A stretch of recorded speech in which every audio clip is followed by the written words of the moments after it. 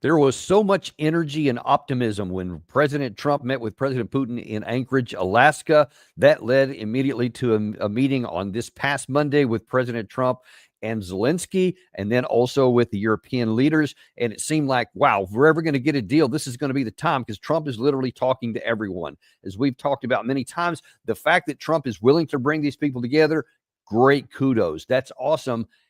However, the devil has always been in the details. And right now, folks, those details are saying that all of this action, all this pomp and ceremony and flyovers of B2 and red carpets and all these glad handings, right now, I would say that we are closer to more war than we are to any kind of end of war negotiations. The peace is as far away as it can be, because after all these meetings, the comments that are being said by the players now can't lead to any good conclusion. And the likelihood is this war will just continue grinding on. To help us try to make sense out of this and try to, I guess, interpret what the claims are and the statements are by many of the various officials and why we're in this strait, we have Col Jacques, one of our favorite guests, former member of the Swiss intelligence service, as well as a former NATO officer. Colonel, as always, glad to have you here. Thank you very much for inviting me. Happy to be back in the show with you. Thank you. Well, listen, I mean, let's just start off kind of going back a little bit. I'm curious as to what your thoughts were when it was first announced after the Witkoff meeting with Putin, on the heels, or rather not even the heels, on the cusp of what Trump was originally saying was a 10-day deadline before he was going to throw these huge tariffs on Russia, secondary sanctions on some of their trading partners if he did not agree to an unconditional 30-day ceasefire. And then all of a sudden, Trump said, instead, I'm going to meet in Anchorage with Putin. What did you think at that time?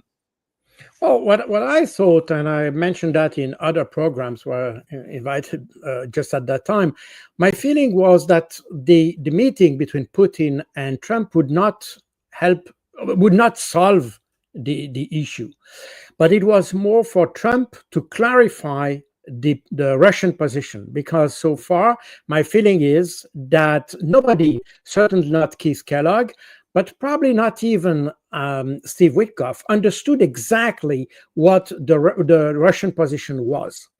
And probably the Russian wanted to have a direct contact with Donald Trump to explain one-to-one, face-to-face, what the issue was and what was the Russian position. And in fact, after the meeting in Anchorage, we could see that Trump changed his mind regarding the possible solutions, the issue of the ceasefire and things like that. Because my personal understanding is that he wanted to understand what was the Russian position, and he wanted to understand exactly what are the freedom of maneuver around this position. And I think that's what he achieved. And in what we saw in Washington, D.C., just 2 days later, when you had the meeting with Zelensky and then those few leaders of the European Union, in fact, confirmed that Donald Trump has been explained what the Russian position is. I think he understands that the Russian position makes sense. And he understands that behind the Russian position, there is a rationale. And that's very important, because so far the Europeans have come up just with the idea of ceasefire, but they never, let's say, relied or tied this ceasefire with something. It was just a ceasefire, period. While the Russians, they never said no to a ceasefire, but they wanted a process in which you have a ceasefire. But this process needs to be started before you have a ceasefire. And this process is started, as Vladimir Putin explained last year in June, the 14th of June, the abandonment of Ukraine should abandon the idea of being member of NATO, and it should withdraw from the 4 regions, Kherson, Zaporizhzhia, Donetsk, and Lugansk. That's the starting point of the process.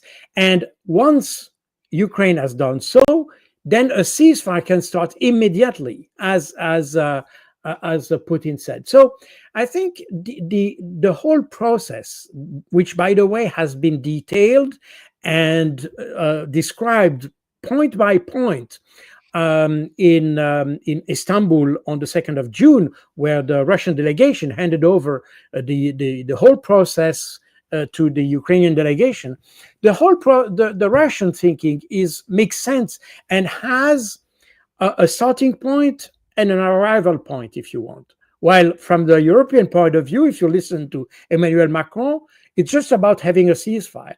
And interestingly enough, if you listen to Emmanuel Macron, he equates the ceasefire to peace. For him, ceasefire is peace. While for the Russians, ceasefire is just a means to achieve peace. So we are in a completely different type of mindset. And I think that's what Keith Kellogg, Steve Witkoff failed to understand, or at least failed to transmit to Donald Trump. And I think now we have a Donald Trump who has a more clear view.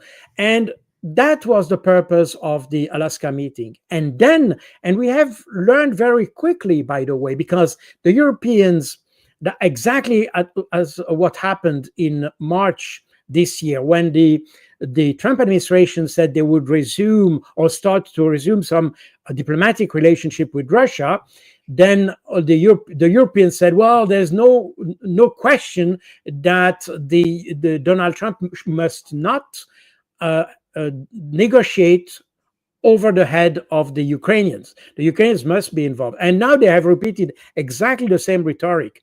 But I think it was not in the mind of Donald Trump. Donald Trump wanted to have a view of what the Russian position was.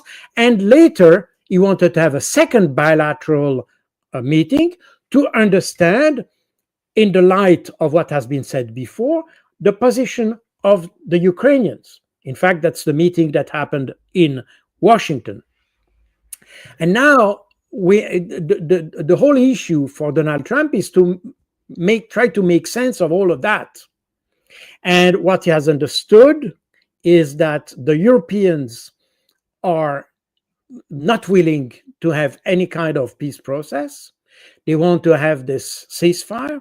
They support blindly Zelensky in refusing to have any kind of to cede territory or to have any kind of agreement with Russia outside of a simple ceasefire.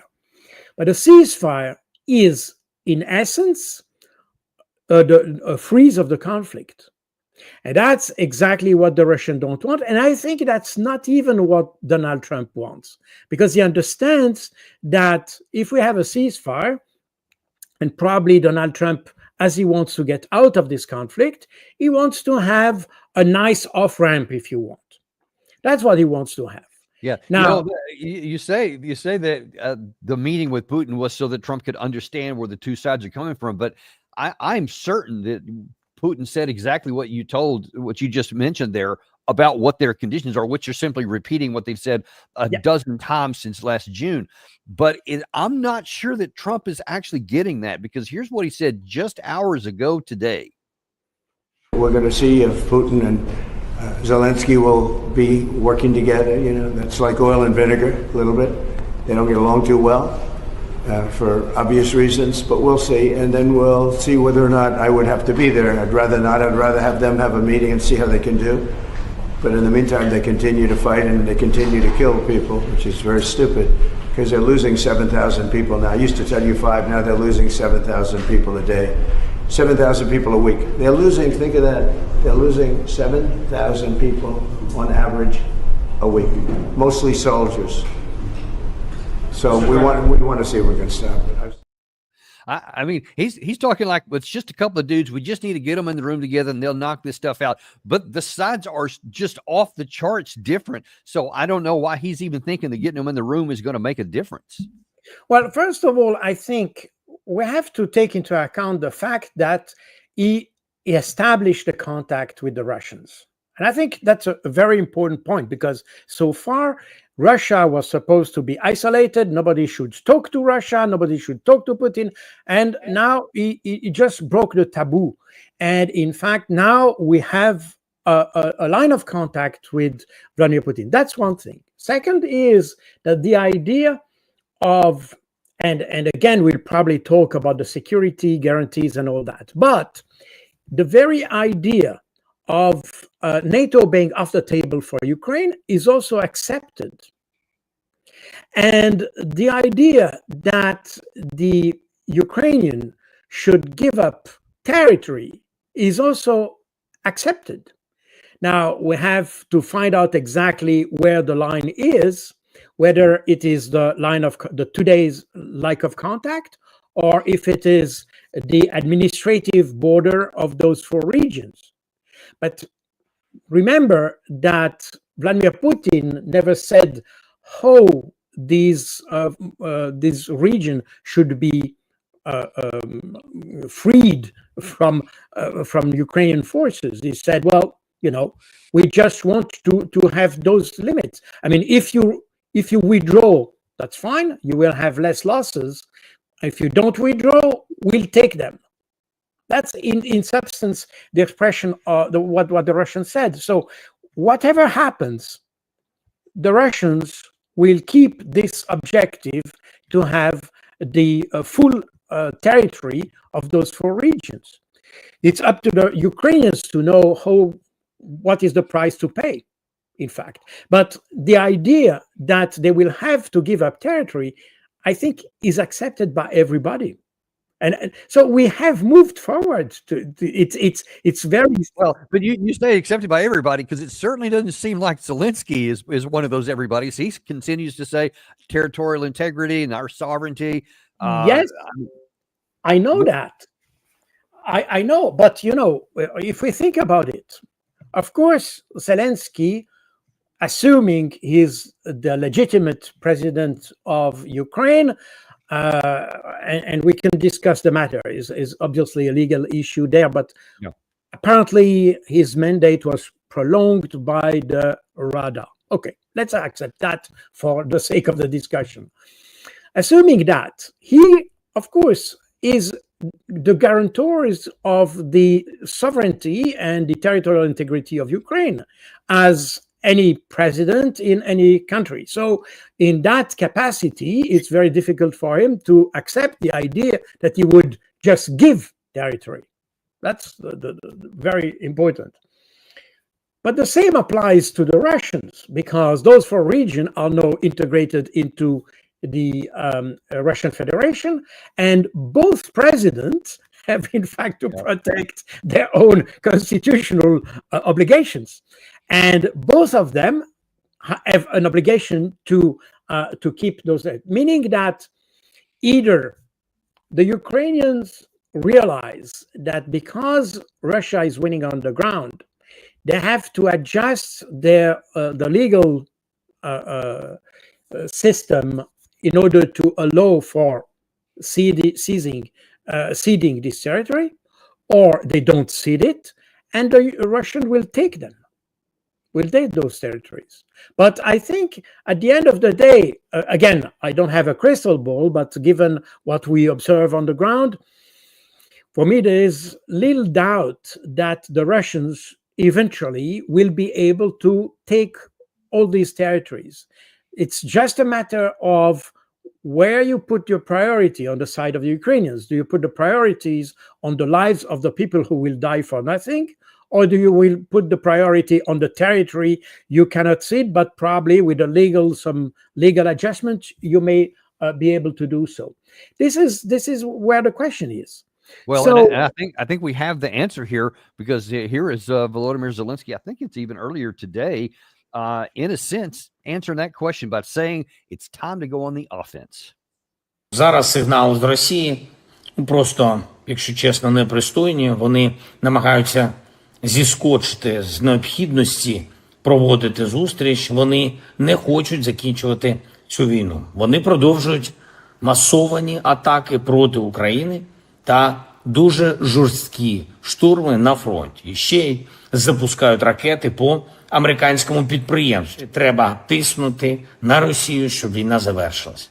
Нічого, крім сили, тиску, Путін не розуміє. Президент Сполучених Штатів Америки абсолютно правильно говорить, не тільки в обороні це треба робити.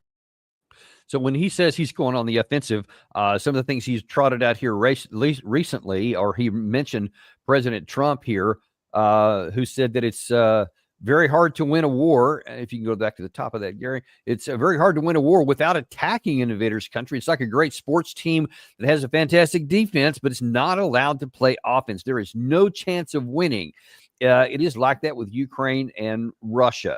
And so then you have Zelensky trotting out this new missile that he has got that he says is going to have like 3,000 meter range or 3,000 kilometer range, rather to strike deep inside of Russia. They actually have a picture of that. They had really scary looking. It's a huge thing here.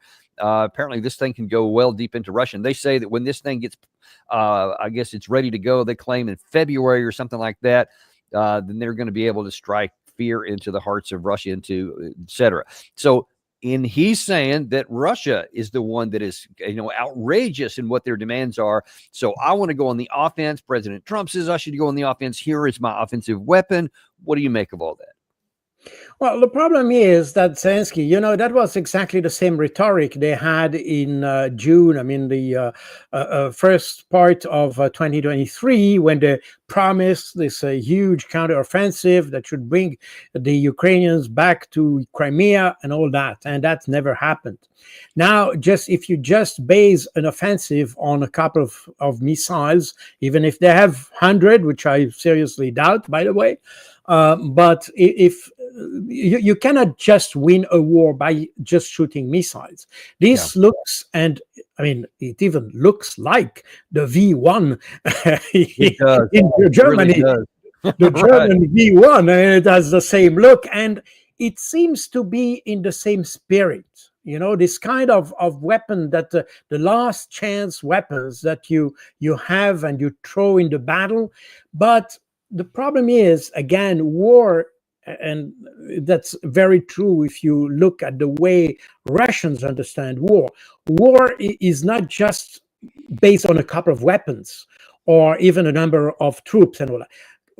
To win war, you have to combine a number of factors. You need to have a complete. I mean, the society is dysfunctional in Ukraine now.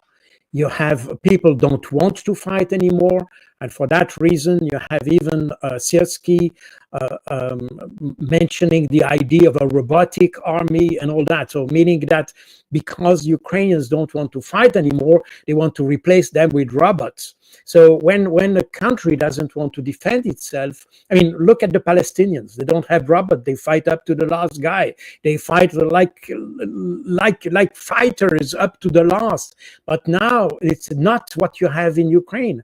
The Ukrainians are forced to go fighting. They are kidnapped, sent to the front without any real training and all that. And people don't want. They even engage into some kind of resistance against the Kiev government. The Ukrainian resistance cooperate with the Russian resistance in order to provide intelligence to the Russians. I mean, we have heard all those factories that were for this so-called Sapson missile, which in fact is the Grom-2 missile that I mentioned already in November last year, because the very first use of Oreshnik against the factory of Yuzhmash in Dnipropetrovsk was in fact directed at this company that was manufacturing the Grom-2, which was again one of those missiles with long range that should be able to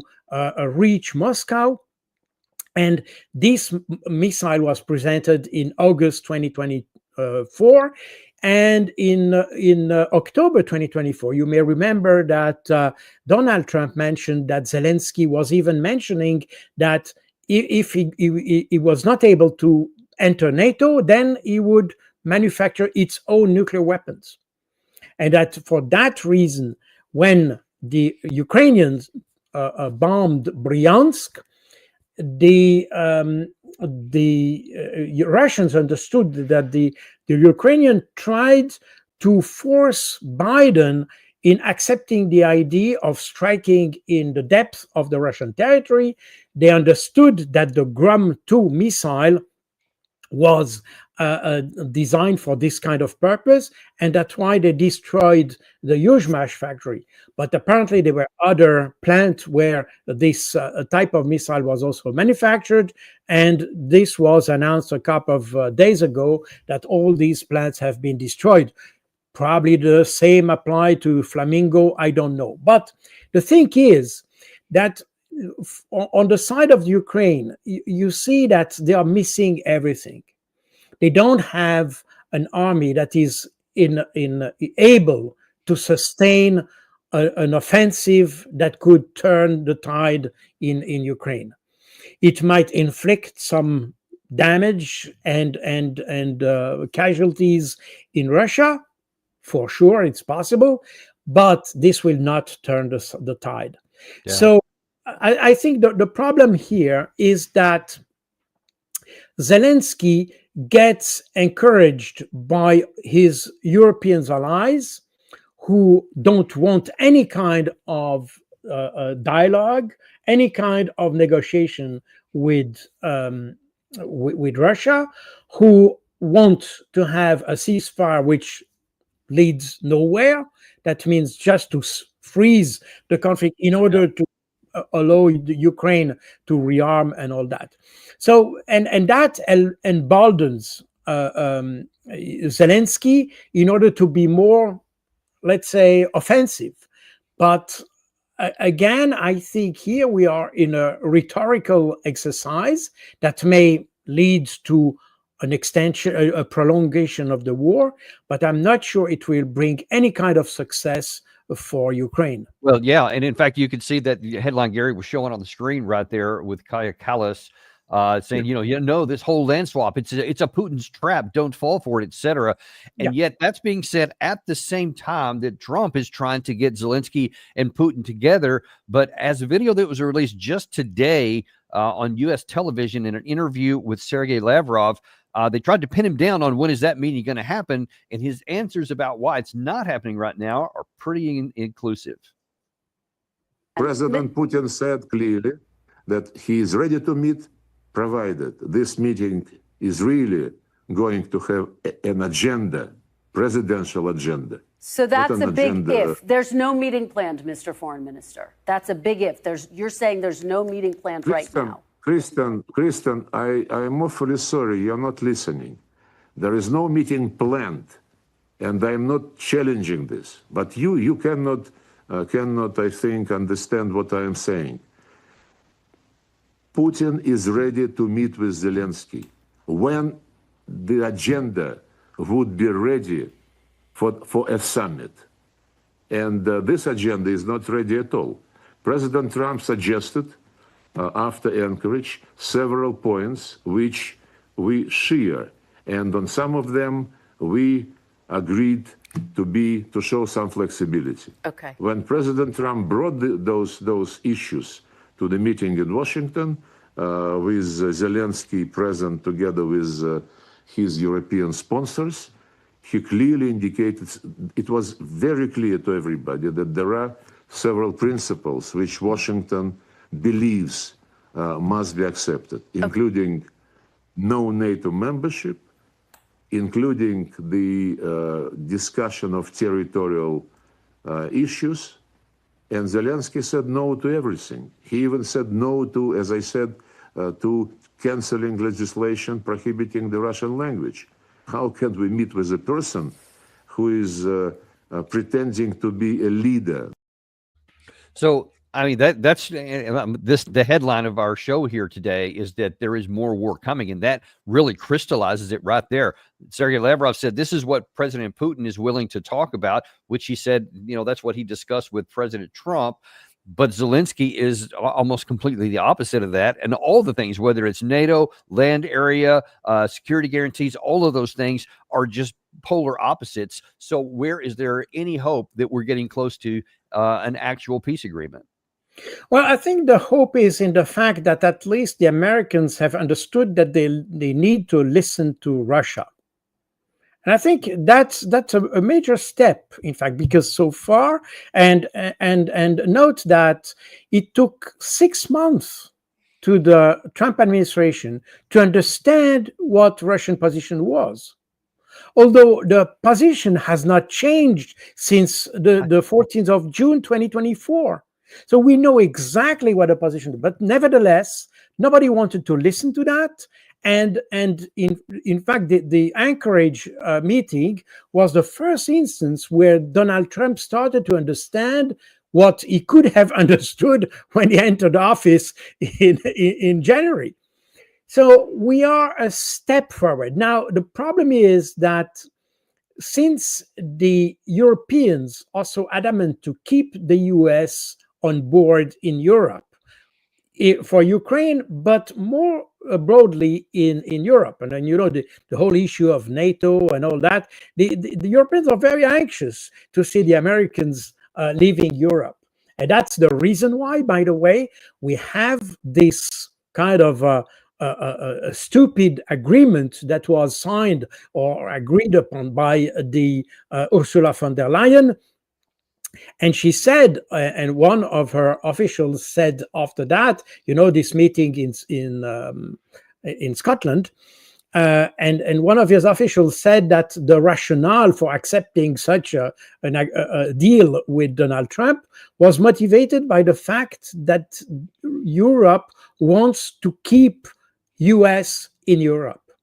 That's the thing. So meaning that the US keeps a lot of influence over the Europeans. And I think if the Trump administration wants to have a deal done in Ukraine, it needs to spend some time trying to convince the Europeans that they are simply beside the point. In fact, just to illustrate how far how difficult that's going to be for President Trump to get done, this is earlier today by NATO Secretary General Mark Rutte on how he views things. Indeed, we were together in Washington on Monday, along with the US President and so many European leaders, to seize the opportunity to end this horrible war and bring peace and security after so much suffering. President Trump has made this a priority, not only breaking the deadlock with Putin, but making clear that the United States will indeed be involved in providing security guarantees for Ukraine. Robust security guarantees will be essential, and this is what we are now working to define. So that when the time comes, for you to enter that bilateral meeting, you have the unmistakable force of Ukraine's friends behind you. And look, the unmistakable force with friends behind you. And so none of the things that Trump and Putin apparently talked about, none of the things that Sergei Lavrov enumerated from 2014 when Putin first enumerated them, I mean, they still seem that they want to get together even though they're far apart. Now, I have a theory, and I'd like your opinion on it, is that one of the reasons why the Europeans are thinking this way and thinking they can still push something that it clearly has no prospect to actually come to a negotiated settlement is because some of them may actually think Russia isn't that strong after all, because here was Emmanuel Macron also talking to U.S. Media a couple of days ago about saying how, look, Russia hadn't hardly done anything. Yeah. Situation between November 2022 and now, more than 1,000 days of war. Yeah. The Russian army took less than 1% of the Ukrainian territory. So I want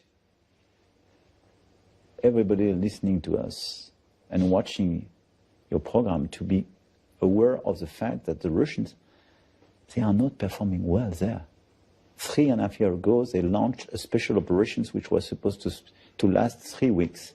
And during the past 1,000 days, they took less than 1% of the Ukrainian territory.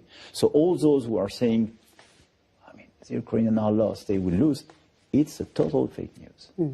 Now, when we speak about territory, this is to the Ukrainian president and the Ukrainian people to discuss about it. It's not my job. And it's absolutely unacceptable to have all the leaders discussing about that. And your president was very clear before Alaska as well. Why? Because it's about sovereignty. And third, the day we start accepting the recognition of territories being taken by force, this is just the end of international order. So the idea that Ukraine's going to lose, fake news, says Emmanuel Macron. What say you? Well, the problem is that Emmanuel Macron doesn't want to understand, doesn't want to listen. First of all, when we talk about the success of the Russian forces, it's we have this habit in the West to measure military success in square kilometers. This is not the point here. The whole thing, and that was explicitly said on the 18th of October 2022. You may remember at the very beginning of the special military operations, you had three armies attacking Ukraine. The two Republic of the Donbass in the center, and on the sides, on the south, from Crimea, and in the north, from the area of Belarus, you had the Russian forces. Those Russian forces had the ability to conduct deep operation in the depth of the Ukrainian territory without much combat, by the way. They just moved very quickly inside the Ukrainian territory. And the idea was to move as far as possible in order to create a political pressure on the Ukrainian government. And that worked. That worked because precisely when Zelensky saw that, I mean, in the center, the two Republic of the Donbass with their own army, militia armies, poorly trained, poorly equipped, that the fighting was much harder.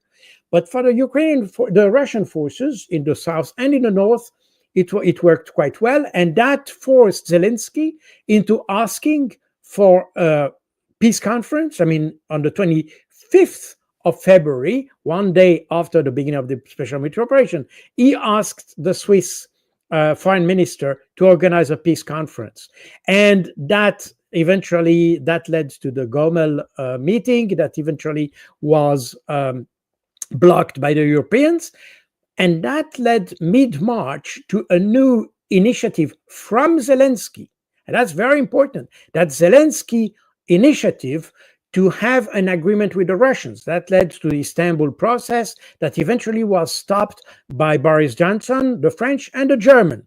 Don't forget those two. And that was also short-circuited or blocked by the Europeans. And then we had a third instance, which is barely mentioned, but that was a project to have a summit between Zelensky and Vladimir Putin in August 2022. And that here again, Boris Johnson came again and stopped the whole process again. This meeting should have happened under the auspices of Turkey, of Erdogan. Now, just after that, the European Commission said there will be no appeasement. And based on that, that was when Ursula von der Leyen said that, it was mid-September, if I'm not wrong, a couple of weeks after the Boris Johnson stopped the third attempt of negotiation. And that was then in September 2022. And after Ursula von der Leyen saying that it must not be any kind of appeasement, we are fighting. I mean, Ukraine must fight against Russia. And that prompted Zelensky, or better said, the Ukrainian National Security Council, to adopt a law preventing any kind of negotiation with Zelensky. This was adopted on the 30th of September 2022. It entered into force on the 4th of October 2022 after Zelensky had signed it. But that's the process. Meaning that in October 2022, the Russians understood that there will be no negotiation. Remember, the decree of Zelensky entered force the 4th of October. The 18th of October 2022, General Surovikin, who was at the time the supreme commander of the forces on the Ukrainian theater, the Ukrainian Theater Yeah. of Military Operation, TVD Ukraine. And General Surovikin explained, he said, from now on, our strategy is no longer to take territory, it's to destroy the military potential of the Ukrainians. He said explicitly that. He said, I think he used the word grind down the military systematically. He said the idea is not to take territory. In fact, we will destroy the advancing Ukrainian enemy. That was the direct translation of what he said. Yeah, and that gets exactly to your point you made earlier, that we don't want to listen to anything that the Russians said. Otherwise, we might understand it. When you look at the casualty counts, it looks pretty clear that the Ukrainians, or that the Russian side, is succeeding at that goal that Surovikin put back in. And in fact, it worked perfectly, because end of 2022, I mean, already in June 2022, Zelensky said, from now on, we are depending on the West for our equipment. June 2022. At the end of 2022, you may remember that was this idea of the counteroffensive, this, again, the counteroffensive I mentioned before, but they had no tanks anymore. And that's the point where they started to talk about M1 Abrams and Leopard 2 and all that. All these tanks started to be delivered at the beginning of 2023 in order to facilitate or to allow the counteroffensive. After the counteroffensive, which notably was a failure, end of 2023, that was exactly the same thing. The General Zaluzhny at the time said, we need more tanks, we need more aircraft, we need more this, because everything had been destroyed. And in fact, if we look at just the military potential, we could say that the Russians are now destroying the 4th Ukrainian army. The problem is that since all these figures are kept confidential or secret or whatever, nobody wants to talk about the losses, the casualties, and the fatalities of the Ukrainian army. Of course, we can propagate the idea that they are winning. But the reality is that the Russians don't aim at take territory, they aim first at destroying the enemy. That's the strict application of a Clausewitzian principle that has been a basic principle of the Russian art of war. And they're playing that exactly according to the doctrine. And that's what they are doing.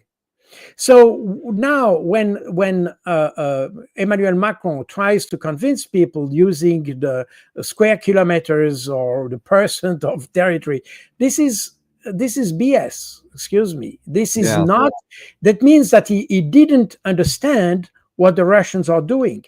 The problem is that we see that the Ukrainians are missing people. They are moving troops around. They are even restructuring their forces just in time, so to say, because they changed the structure of the army.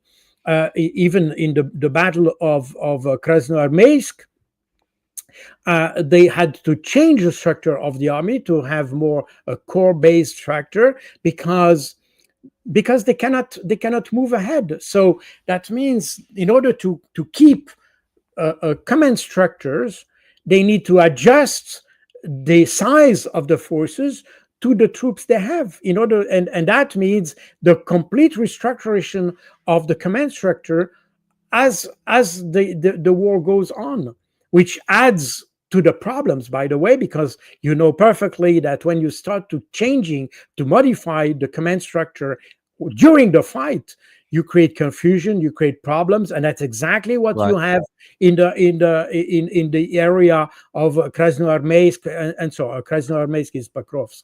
And so in light of all of that, in terms of the actual reality on the battlefield, and I would add, I didn't get a chance to validate it this morning, but there is a video that's floating around a lot of Telegram channels of a Ukrainian soldier that was released this morning that's just really frustrated.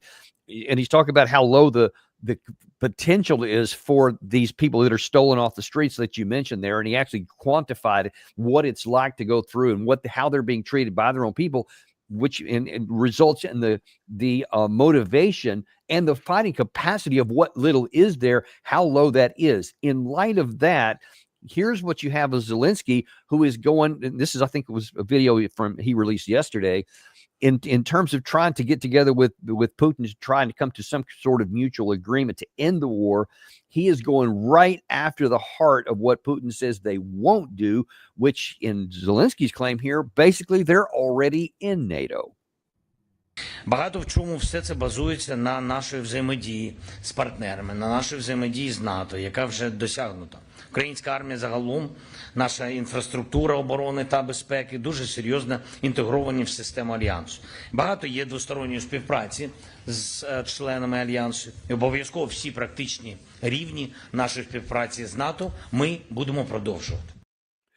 So, I mean, what can you make of that when your army is being systematically dismantled and you don't even have the capacity to regenerate losses? In fact, they're less than losses. And there was another factor out released by the Ukraine side in terms of their legal system that there were, I think it was 125,000 had been accused of desertion since January of this year. And that rolls out to somewhere just south of 700 per day are abandoning the battlefield on top of the losses. Given all that, make sense of this to me. Why would Zelensky still go down a path that literally can't succeed? Well, this is very strange. This kind of obsession. On the one hand, you may understand this obsession of not wanting to lose. I can understand that to some extent. But there is a point where you have to come back to the reality and see that whatever you do just, in fact, increase or let's say worsens your situation. And then you have to make a choice. And in my view, the Ukrainian leadership is not mature for that, because we see that the more, and that's something I wrote in my book, Operation Z, in October 2022 already. I said the more this conflict will last, the less the chances for Ukraine to win are. Because obviously the Russians are obviously stronger, meaning that there is a point where you have to make a decision, and it's a dilemma. I understand that. But the problem is that Zelensky wants to stay in power. He refused to abandon power, and therefore he tends to persevere in this idea of fighting up to the last. I think it's a wrong strategy in my view, and it depends very much whether you want to have this idea that you fight up to the last moment like a hero, or whether you want to keep your country, you keep what can be saved from your country. And I think Zelensky has not understood the dilemma in which he is, or probably doesn't want to acknowledge that. And certainly the Europeans are not helping him in that, because there is a point where whatever you do will just worsen your situation. And that's exactly where we are. So again, here we are in a kind of in the area of psychology or psychiatry or things like that. I mean, there is no other explanation, because a rational explanation would say that I think Zelensky had let's say a rational feeling at the beginning of a special military operation when he started to negotiate with the Russians. He understood that things could only go wrong, and probably the best way is to have an agreement with the Russians. And note that if the agreement of March 2022 was entered into force, or would enter into force, you wouldn't have any Russians in Ukraine now. I mean, with the probable exception of Crimea, and there would be probably some discussions about the two Donbas republics. But for the rest, you would have the war would have stopped, and the Russians would have left the country. So That means that Zelensky probably had the intuition at the beginning that it was, and had a good intuition, in my view, that there is a point where if you can't fight, then the idea is to negotiate. But and the now problem is that's even more complicated because, and you mentioned this at the early part of the show today, the Russian side is wondering who can they legally even negotiate an end with, and Sergei Lavrov addressed that here just a day or so ago. When and if, hopefully when, it comes to signing future agreements, the issue of the legitimacy of the person who signs these agreements from the Ukrainian side will be resolved. You know, let me just ask, you and I are looking at this from a rational perspective. Our country is not being invaded, and we have the ability to just see with clear eyes the military balance and all the things that have happened in 3.5 years, plus the potential that's on the two sides going forward. And it's pretty clear that there's only one way this can end there. Russians are looking at it, I think, but with the same lenses there. So the question is, do you think that, or better question, to what extent do you think that the Russians, all the way back to the Alaska meeting with President Trump, are just saying, hey, we want to make, people think that, or believe that we're trying to have a negotiated settlement. We're willing to be reasonable, but they know that the other side isn't willing to be reasonable, meaning that they know from the beginning they're going to continue fighting until they accomplish their objectives here. Or do you think that they're actually hoping that something could break loose? Well, probably a little bit of both. First of all, we have, as you rightly said, we understand the conflict as we do, and probably the Russians do in a very similar way.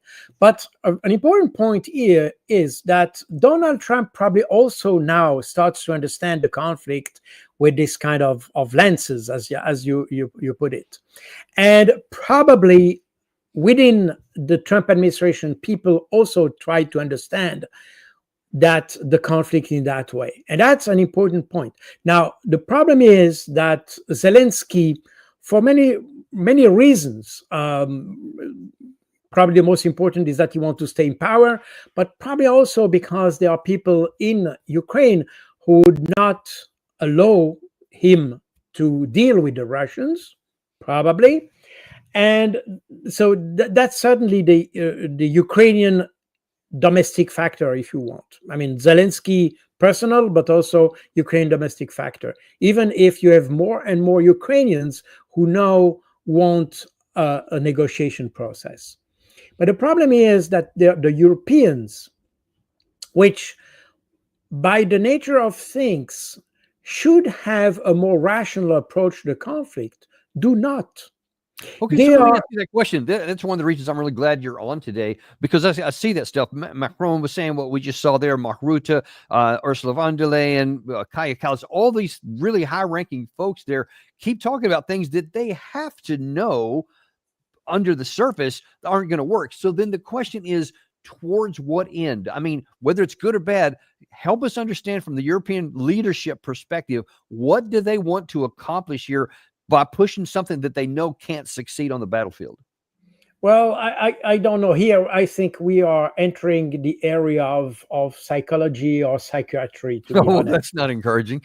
Yeah, but I seriously think so, because if you look at the conflict rationally, you may see some ideas about how you want to deal with the Russians and the way you want to what you want to achieve. There are different approaches, but the reality is, and that happens to you to me, when we are in such a dilemma situation, we start from the reality. We don't start from an hypothetical situation. You start from the reality. And then you base your strategy on the situation you have on the ground, not an imaginary one, but a real one. Now, what the Europeans do is they start their thinking based on an imaginary situation. That's exactly what we heard from Emmanuel Macron. Remember that just a couple of weeks ago, the chief of staff, the equivalent of the chairman of the Joint Chief of Staff in the US, General Burkhardt, Thierry Burkhardt in France, stated that within 5 years, Russia would be ready to attack Europe, and the primary target will be France. Where does he get that from? Right. What? You see, you again, if you have someone on the street, a bartender or something like that, who think that way, you say, okay, there's no, but everybody can think such things. But when you have the chairman of the chief of staff saying something like that, you say, but this guy is supposed to be rational. This guy is supposed to have an intelligence structure. He is supposed to have advisors who advise him based on the reality of things, not just on the fantasy.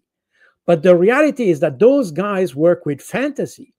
And that's one aspect. The other aspect is that all the leaders that you have today, Ursula von der Leyen, Macron, I mean, we have seen all of them around the table with Donald Trump in Washington, D.C. All of them have such an ego that they are not keen to go backwards. They have engaged into a behavior, not even a strategy, because they don't have any strategy. They don't have an objective. You see, at least Donald Trump wants to stop the conflict. I'm not sure he knows exactly how to define the word stop, but that's what he wants to achieve. I'm not sure he has a strategy yet to approach that, but at least he started to talk to the main actors, namely Putin and Zelensky. So at least there is an embryo of strategy with Donald Trump. But when it comes to the Europeans, and look at the statement that was issued by all those European leaders on the 9th of August. You can see that on the website of the UK government, by the way. You have this statement saying that they support the idea of an active diplomacy. But where is this active diplomacy in Europe? It doesn't exist. And when we talk about active diplomacy, and we can criticize the Americans on the way they do in the Middle East and so on. But when you have a crisis, everybody looks at the Secretary of State in the US. Nobody expects any answer from any foreign minister in Europe, whether at a nation level, like the French or the German foreign minister. These are nobodies, but even at European level. And we have seen during the meeting, by the way, that Donald Trump understands that the European Union is just a nominal institution, but is not an institution that has some kind of leadership in Europe.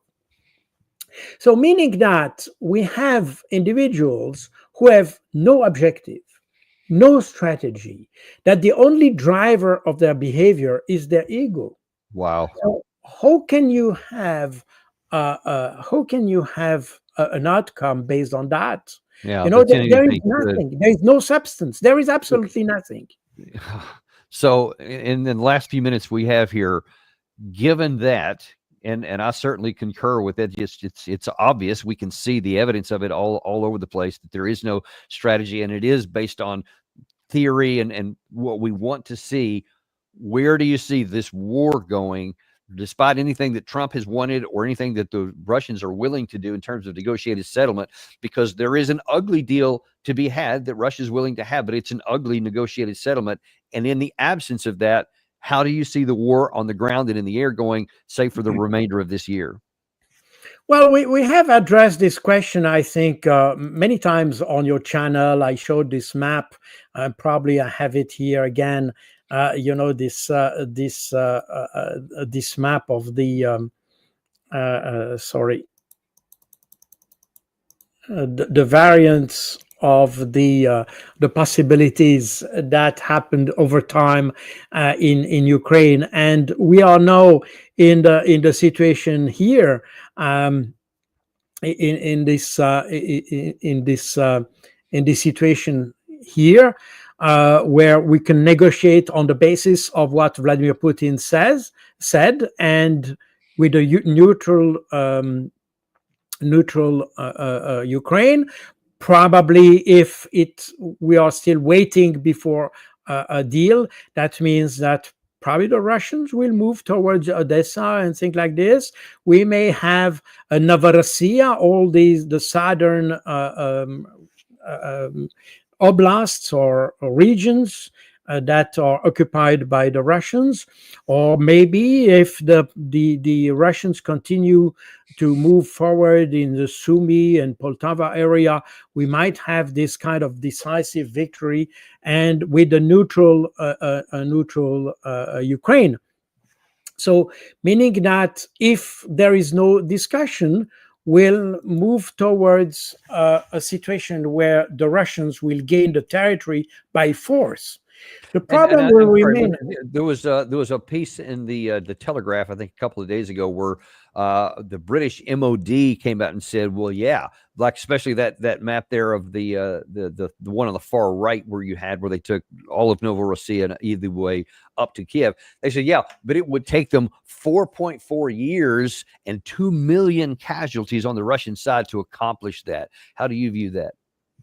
Well, I'm not so sure. I mean, if we see now the rate of advance of the Russians and the Ukrainian army being even more degraded, I think that may take some time, but that will be the result. The problem, though, is not so much how long it will take to take those territory, because at the end, the Russians are able to do that. The real problem is what will happen with the rest of Ukraine. And I think that's a real problem, because if the rest of Ukraine, I mean, the Kievian Ukraine, if you want, I mean, or Western Ukraine, if it doesn't accept a defeat, that means that it will remain a problem for the Russians, an active problem.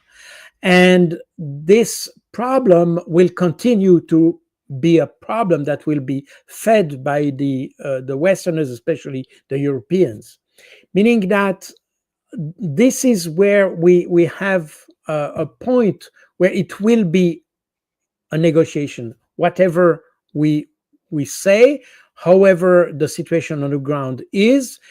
If the Russians don't want to go in the western part of Ukraine, which in my view they don't want to do because they know that's where you have the most nationalist effort, then the Russians they don't want to go in the west of the country.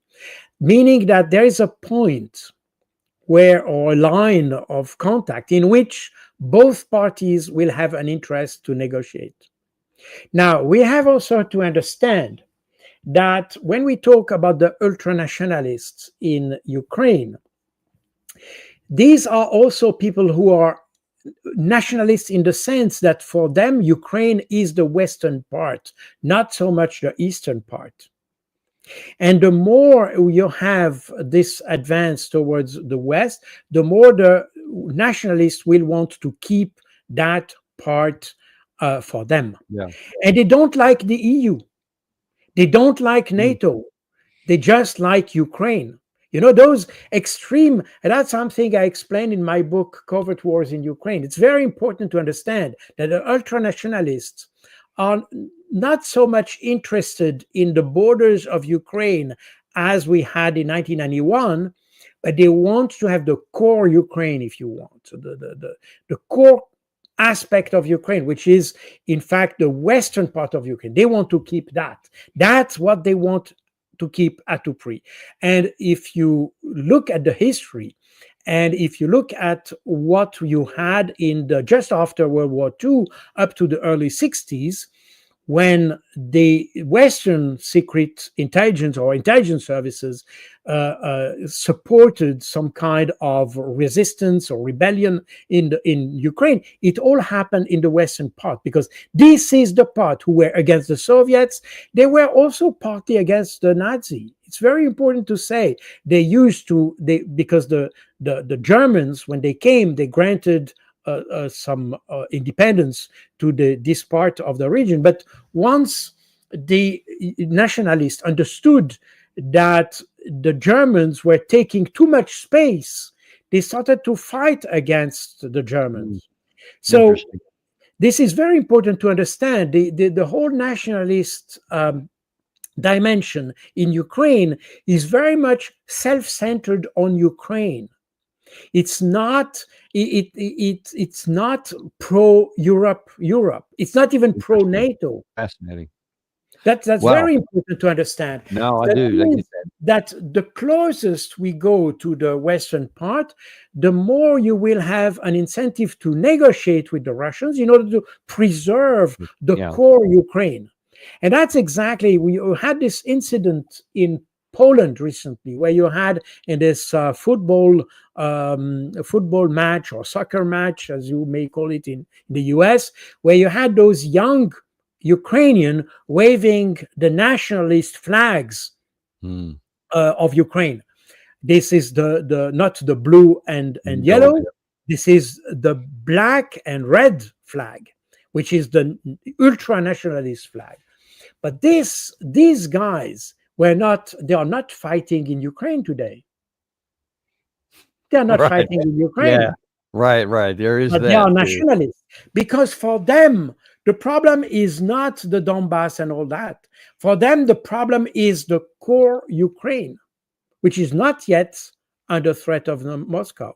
Yeah. So Well, meaning that this is very important to understand these dynamics. We tend to oversimplify the problem and to see that there are bad guys, good guys, and but it's more complex than this. Meaning that if there is no negotiation, the Russians will gain the territory they want to have.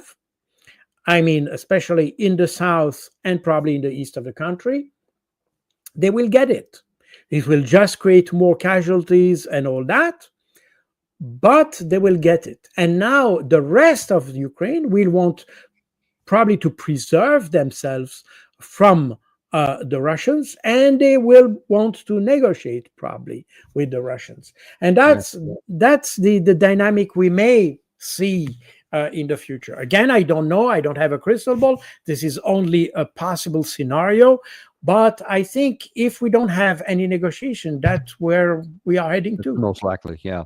That's rational, and logic seem to agree with that, and that seems pretty logical to me. Well, listen, I really appreciate you coming on today and showing a lot of these stuff. This is kind of a lot of analysis and frank discussions that we just don't see much in the Western press, and so we're so grateful for you coming on and providing such clarity to this very complicated and emotional issue. Thank you very much for coming on today. Thank you for having me in your show. Thank you. And we appreciate you guys coming on too as well. Be sure and like and subscribe if you haven't already, and we will look forward to seeing you on the very next episode of the Daniel Davis Deep Dive.